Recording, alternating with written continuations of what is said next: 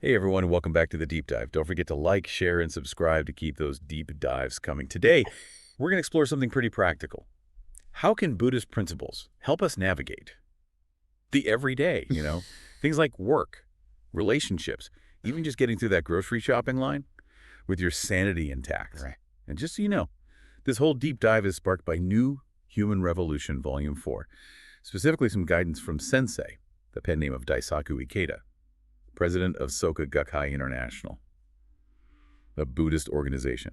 You might hear SGI members call him sensei as a term of respect. It's a great point to start with. New Human Revolution is a Ah. slick, fictionalized account of Ikeda's efforts to spread Buddhist practice. So it's important to note that the disclaimer, right at the beginning of Volume 4, emphasizes that the content shouldn't be taken as official doctrine, but rather as a starting point for personal reflection. Okay, so it's more like a conversation starter than a rule book. I like that. Yeah. So what in Volume 4 really stood out to you in terms of applying these principles to real life? Well, one thing that really struck me is how Volume 4 emphasizes that Buddhism isn't just about meditation or chanting, it's about how we live each day, how we treat others, how we approach challenges, how we react when that person cuts us off on the freeway. So less about sitting on a mountaintop and more about how we act right here, right now, in the thick of it all. Exactly. Thank you. And Sensei really emphasizes common sense as being key to applying Buddhist principles. It's like, don't overthink it. Just be thoughtful and considerate. Kindness goes a long way. So basically, don't be a jerk. I can get behind that. Yeah. But how does that actually play out in real life? What does this common sense Buddhism look like in action? Sensei uses some really compelling anecdotes from daily life to illustrate this. For example, Why? he talks about attending funerals, even funerals for people of other faiths. That's an interesting one. I can see how that might be tricky to navigate. Right. Some folks might feel hesitant, like they're betraying their own beliefs. But Sensei stresses that refusing to go could actually be seen as disrespectful, even socially inappropriate. He encourages folks to see it as an opportunity to offer condolences and support to the grieving family, regardless of religious differences. That's a perspective I hadn't considered before. So it's about showing respect and understanding, even, or maybe especially, Yeah. in situations outside our own comfort zone. You got it. It's recognizing our shared humanity, which is really at the heart of Buddhist practice. Okay, that's making a lot of sense. Yeah. What other examples come to mind? Well, on a lighter note, Sensei also cautions against being overly enthusiastic, even pushy, when it comes to sharing Buddhism with others. There's a time and a place for everything. So no showing up at my neighbor's door at 3 a.m. to chat about chanting, even if I just had a major breakthrough? Huh. Probably not the best move. He gives an example of someone visiting another person late at night and keeping them up with a long discussion about Buddhism when they're clearly exhausted and ready for bed. Even if your intentions are good, it can come across as inconsiderate. Yeah, I can definitely see that respecting people's time and boundaries is huge, it seems like. Common sense and respect really are at the heart of what Sensei is saying in Volume 4. Absolutely. And he goes on to emphasize how important it is to use kind and considerate language when we talk about Buddhism with others. That makes sense. You catch more flies with honey than vinegar. Exactly. Our words should reflect the compassion and wisdom that are central to Buddhist practice. I'm really liking how this is all coming together, it seems. Less about preaching and more about embodying these principles in a way that naturally draws people in. You've hit the nail on the head. It's about genuineness, warmth, Yeah. and understanding. Sensei really emphasizes that influencing others goes beyond having the right arguments. It's about living those principles in your own life. Okay, that's a powerful point. It's about walking the walk, not just talking the talk. Right. But how does that work in practice? What impact does that have on the people around us? Sensei makes a fascinating observation in Volume 4. He suggests that people are more likely to be drawn to Buddhism if they see those principles reflected in the character of its practitioners. So it's not just about telling people about Buddhism, it's about showing them what it looks like to live with compassion and wisdom day in and day out. That's a powerful statement. Yeah. Okay, so we've talked about how Buddhism is a way of life, the importance of common sense and respect, and how our actions can speak louder than words. What else jumps out at you from Volume 4? One thing that really resonated with me is Sensei's point about how practicing Buddhism doesn't give us a free pass to behave however we want. Yeah, that makes sense. It's not about getting a get-out-of-jail-free card just because you chant or Right. meditate. Right. He actually says that if we're behaving poorly and blaming it on our faith, Yeah. we're actually doing a disservice to Buddhism. So it's about taking responsibility for our actions Yeah. and using those Buddhist principles Yeah.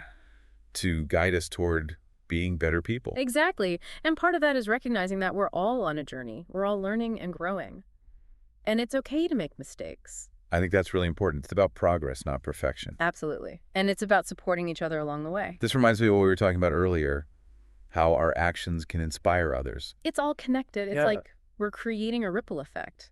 When we live with compassion and wisdom, it inspires those around us to do the same. So we have a responsibility not just to ourselves, but to the world around us. Precisely. And that responsibility starts with how we interact with others. Okay, so let's talk about that. How can we bring these principles into our daily conversations and relationships? Well, Sensei talks a lot about the importance of dialogue, but not just any kind of dialogue. He emphasizes respectful, empathetic conversation where we genuinely try to understand another person's perspective. So it's not about trying to win an argument Right. or force our beliefs on someone. Not at all. It's about creating a space for open and honest communication where we can learn from each other. That sounds great in theory, but it can be tough to put into practice, especially when we encounter people who have drastically different views. It definitely takes effort.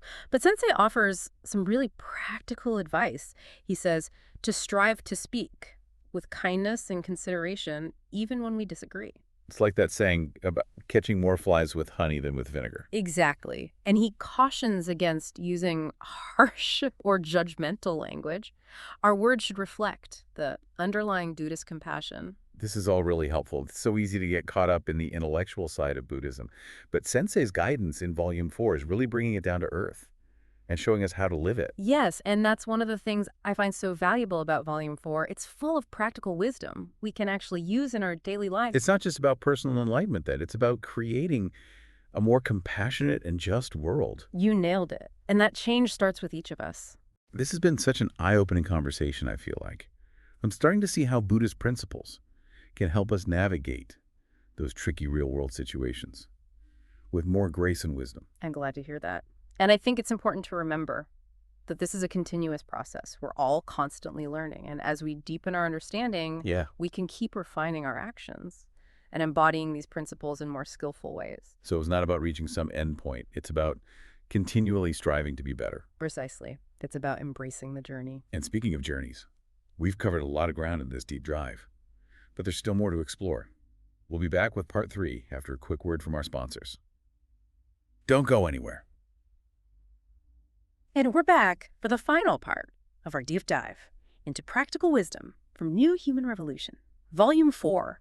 This has been such a refreshing take on how Buddhist principles can really make a difference in our lives. I agree. What we've been talking about Yeah. so far reminds me of how Sensei emphasizes the importance of not just talking the talk, but actually walking the walk. Yeah, that's been a recurring theme throughout this whole conversation. It's like he's saying our actions speak louder than words, Yeah. and that we really need to live these principles if we want to inspire others. Exactly. He even takes it a step further and says that people are more likely to be drawn to Buddhism if they see those principles reflected in the character of those who practice it. That's a powerful thought. It's like we become living examples Mm-hmm. of what it means to live a compassionate and wise life. Precisely. And that's a pretty big responsibility, but also incredibly inspiring. You know, it's so easy to get caught up in the daily grind and lose sight of those deeper principles. This conversation has really been a good reminder to bring those values back to the forefront. We all do that from time to time. But Sensei's guidance is a great reminder to make conscious choices that reflect our values, even in the smallest moments. So it's about being intentional with our actions, thinking about how we can bring compassion, wisdom, Yeah. and respect into every interaction. Yes. And it's not about being perfect. We're all human. We make mistakes. It's about continuously striving to live in alignment with our values. I'm also really intrigued by what Sensei says Oh, about wisdom, it seems like. A key theme in Volume 4. it definitely is. And he talks about it in such a practical way. It's not just about having knowledge or intellectual understanding. It's about applying that knowledge to our lives in a way that creates value and benefit for ourselves and others. It's about taking action, making wise choices, and using our knowledge to have a positive impact on the world. Exactly. And that kind of wisdom is something we can all develop through Buddhist practice. This has been such a rich Yeah. and insightful conversation, I feel like. I've gained so much from exploring these ideas with you. I've enjoyed it immensely as well, and I hope our listeners have found it valuable too. Me too. And just a reminder that this deep dive was inspired by Sensei's teachings. In New Human Revolution, Volume 4, we encourage you to check it out for yourselves and explore these profound ideas further. And as always, we would love to hear your thoughts. Feel free to leave a comment or send us a message. And before we wrap up, don't forget to like, share, and subscribe to The Deep Dive for more explorations of practical wisdom and inspiring ideas. Until next time, keep seeking, keep growing, and keep diving deep.